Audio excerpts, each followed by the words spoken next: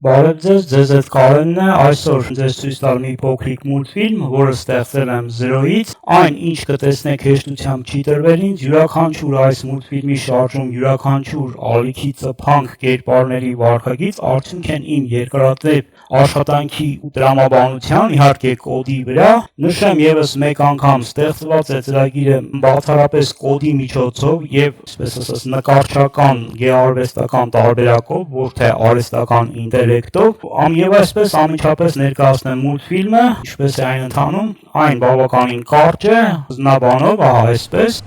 նավակը գնում է դեպի փրկություն այս խեղդվող մարդու, ինչպես տեսնում եք, այս ծրագիրը ինքս եմ գրել, ծրագրային կոդը, փորձելով կյանք տալ այս թվային տարածքին, ինչպես տեսնում եք, այստեղ հաշվարկված է ամեն ինչ, եւս մեկ անգամ գործարկեմ, մարդու շարժումներից մինչև նավակի ճոճք հալիքների վրա, սա իմ ձեռքի աշխատանքն է, որտեղ յուրաքանչյուր տողի, կոդի ետևում դրված է իմ մտքերն ու ջանքերը, հուսով եմ կգնահատեք այս փոքրիկ պատմությունը, սա իմ ճանապարհորդությունն է դեպի թվային արվեստ, ես տեսանյութի այս մուլտֆիլմի լինքը portable տարբերակը կթողնեմ տեսանյութի տակ, որպեսզի դուք կարողանաք ներբեռնել եւ անհրաժեշտության դեպքում ամեն անգամ այն դիտել մինչեւ վերջ։ Մի փոքր խոսեմ տրամաբանության մասին։ Այս մուլտֆիլմի երկար եմ աշխատել ալիքների մաթեմատիկական մոդելի վրա, օգտագործել եմ երկու սինուսոիդների համադրություն, որպեսզի ջուրը ոչ թե մեխանիկական, այլ բնական տեսք ունենա։ Ամենադժվարը եղել է նավակի եւ տուժողների շարժումների սինխրոնիզացիա։ Ճարտարապետության մասին, եթե կարճ անդրադառնամ, կոդը կառուցված է վերջավոր ավտոմատ սկզբունքով, state machine, իսկ բարդություններից ամենաշատ ժամանակը ծախսել եմ այն դեբանգինգի վրա, որ նավակը սկզբում ցատկում էր, ահա եւս մեկ անգամ ցույց տամ,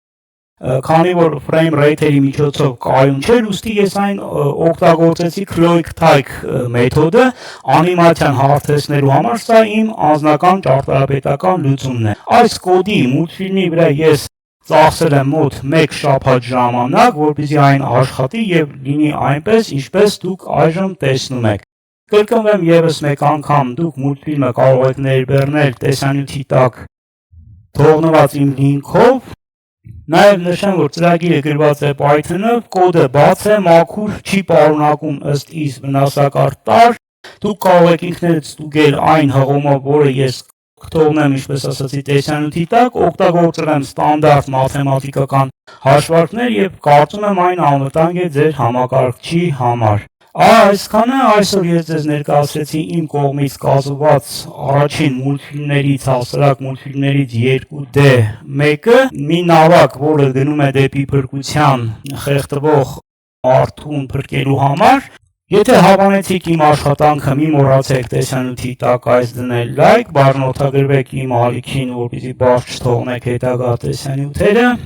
Այսքանը ձեզ հետ Կարենն էր, միշտ օր հանդիպում։